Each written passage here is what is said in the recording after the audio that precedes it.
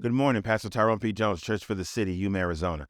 Indonesian lawmakers passed legislation that criminalizes sex outside of marriage as a part of a larger attempt to bring people in line with Islamic morality. The country already had laws against adultery and homosexuality, but they did not pertain to premarital sex. Along with that, new regulations forbid cohabitation before marriage, apostasy, blasphemy, insulting the president, or expressing views that go against the national ideology, and even protests without notification. On first glance, even as an American, we shouldn't approve or applaud any of this because it basically outlaws God-given freedoms. Another concern is that the new laws will apply to everyone in the country, including foreign residents and tourists. Yep, even us Americans. With the new laws set to go into effect 3 years from now, they have some time to figure it out.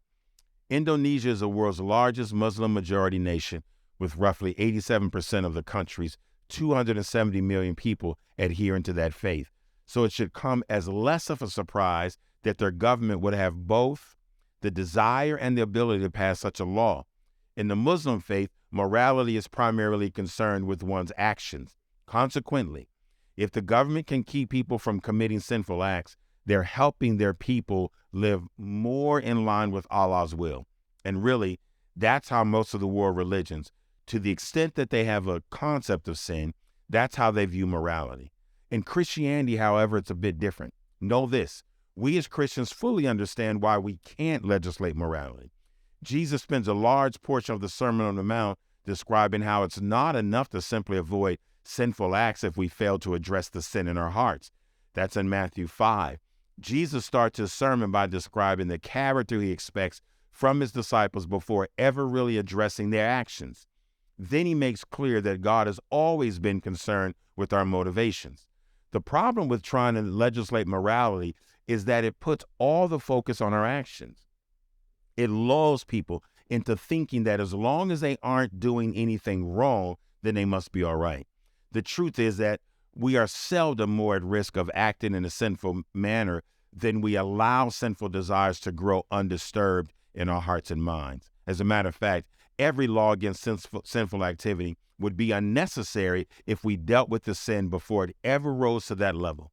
Laws against sexual activity of any sort outside of marriage would be pointless if people dealt with the lust that tempts people toward it. Legislation against theft and insider trading would be unnecessary if people address their greed first. And rules outlawing assault would be needless if people handled their anger before it ever became an action. Prioritize righteousness over sinning less. Would people commit fewer sins if more sinful activity was made lawful? Probably so. Illegal? Probably so. But would they become more righteous and draw closer to God if that were the case? History says the answer is most likely no. So while it may be tempting to look at laws like those passed in Indonesia and wish we had a government more capable of legislating people into accepting Christianity or morality, know that even if we did, sin would still be a problem, and God is still the only real solution to that problem. We have to trust him and trust Christ to change our heart and make us new.